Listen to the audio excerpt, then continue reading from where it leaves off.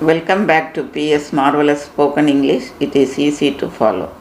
Today, let us continue how to speak, and we are going to deal how to grant permission. Some simple sentences I am going to tell. You should practice it. Okay.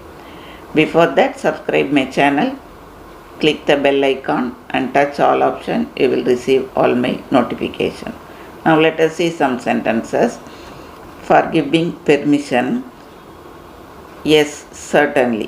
ஏதாவது permission கொடுக்க வேண்டும் என்றால் கட்டாயம் செய்ங்க என்பதற்கு yes certainly. Otherwise yes you can, நீங்கள் செய்யலாம், yes you can. Otherwise you may go ahead, continue பண்ணுங்க, you may continue, you may go ahead. Then yes, okay, all right, yes, all right, yes, of course, yes, that's fine, anything you can use. Then go right ahead and you are granted. By all means, that means நீங்கள் நல்லா செய்யலாம் என்று permission கொடுப்பது. By all means, not at all, பரவாயில்ல, நல்லா continue பண்ணுங்க. I see no objection. No objection means அதற்கு எந்த மறுப்பும் கிடையாது. And you have my permission. உனக்கு நான் பெர்மிஷன் கொடுத்துட்டேன். You have my permission. Yes, you can. Yes, you can continue. Yes, you can proceed. Now let us see how to ask permission. எவ்வாறு permission கேட்க வேண்டும் என்று இப்பொழுது பார்க்கலாம். Very simple sentence. Everybody knows. May I come in? Can I come in? Could I come in?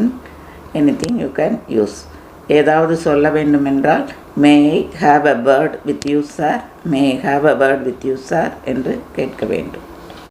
அவர்களிடம் ஏதாவது கேட்டு வாங்க வேண்டும் என்றால் do you mind if I use your phone?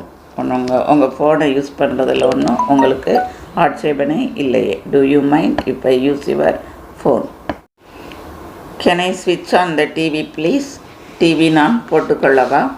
And could I meet you sir at 10 AM tomorrow? நாளைக்கு உங்களை 10 AMக்கு meet பண்ணலாமா? could I possibly take the car? உங்கள் காரை நான் எடுத்துக்கொள்ளவா? can I go to? நானும் கிளம்பலாமா? can I take your book home for a day? எங்கள் வீட்டுக்கு உன்னோட புக்கை ஒரு நாளைக்கு எடுத்து செல்லவா? now let us see refusing permission. Permission கொடுக்க மாட்டோம் என்று சொல்லுவோம். அதற்கு எவ்வாறு சொல்ல வேண்டும்? I am sorry, I can't allow you, I am sorry, I can't let you do it. இதை செய்கிறதுக்கு நான் ஒன்று அலோவ் பண்ணலை. I am sorry, I can't let you do it. Otherwise I won't let you do it.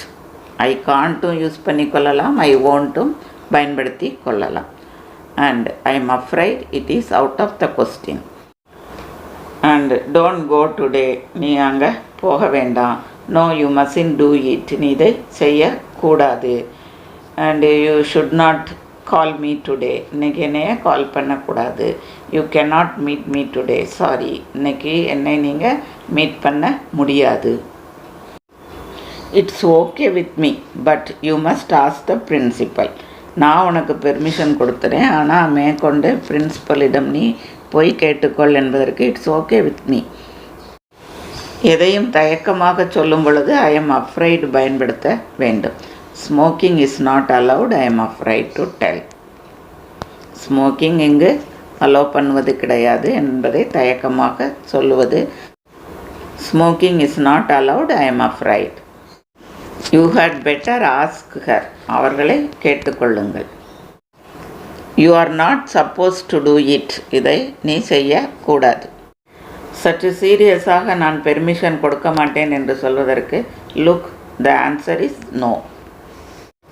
You must be joking, how can I give you permission? நீ விளையாடுறேன்னு நினைக்கிறேன், நான் எப்படி உனக்கு பெர்மிஷன் கொடுக்கறது?